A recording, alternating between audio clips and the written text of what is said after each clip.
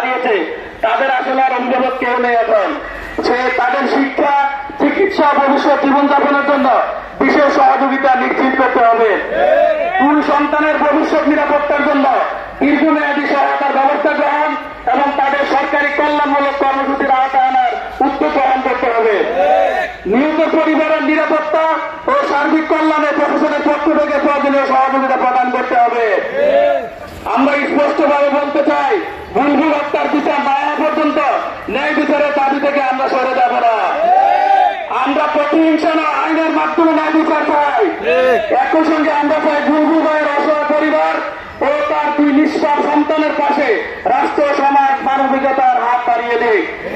একজন পিতাকে হারানোর শূন্যতা কোনো সহায়তা দিয়ে পূরণ করা সম্ভব নয়, তবে তার সন্তানদের সুন্দর ভবিষ্যৎ নিশ্চিত করার দায়িত্ব না, আমাদের নৈতিক ও মানবিক দায়িত্ব।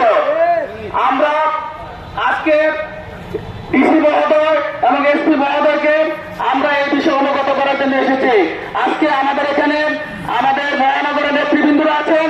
আমরা সবাইকে বলতে চাই, আমরা ডিসি মহোদয়ের আমরা প্রত্যাশা করি উনি আমাদেরকে আশ্বাস দিবেন দ্রুততম সময়ের মধ্যে এই আসামির সর্বোচ্চ শাস্তি ব্যবস্থা করা হবে।